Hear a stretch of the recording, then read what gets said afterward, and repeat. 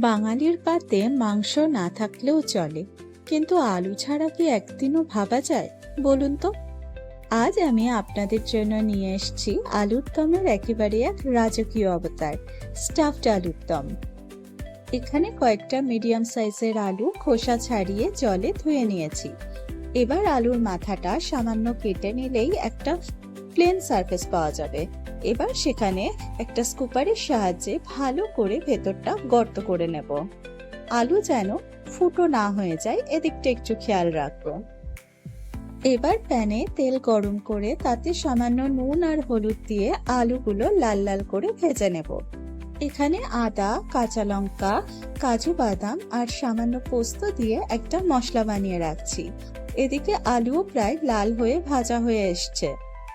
এখানে দুটো tomato paste করে নিয়েছি।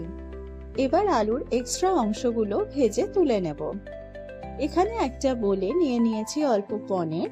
তার মধ্যে আলুর এক্সট্রা অংশগুলো দিচ্ছি কাশ্মীরি লাল লঙ্কা, চাট মশলা, নুন আর ধনেপাতা। এই দিয়ে ভেতরে স্টাফিংটা রেডি করে নিয়েছি। এবার ভেজে রাখা আলুগুলোর মধ্যে ভেতরে পুরটা ভরে নেব। প্রতিটা আলুর মধ্যে এইভাবে পুর ভরে নিয়েছি। এবার কড়াইতে তেল গরম করে তাতে দিয়ে দিয়েছি গোটা গরম মশলা।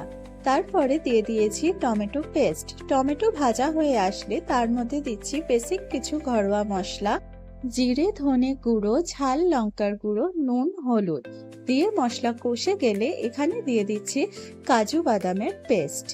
এটা দিয়েও মশলা কষে আসলে দিয়ে দিচ্ছি ফ্যাটানো টক দই।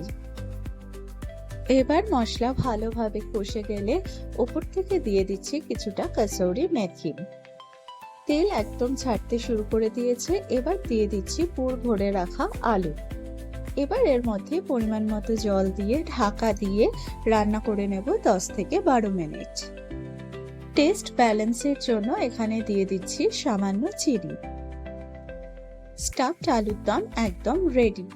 এটা লুচি, পরোটা, পোলাও, ফ্রাইড রাইস যে কোনো কিছুর সাথেই পরিবেশন করা যেতে পারে। ভিডিও ভালো লাগলে লাইক শেয়ার করবেন আর আমার চ্যানেলটি সাবস্ক্রাইব করে দেবেন। Bye bye.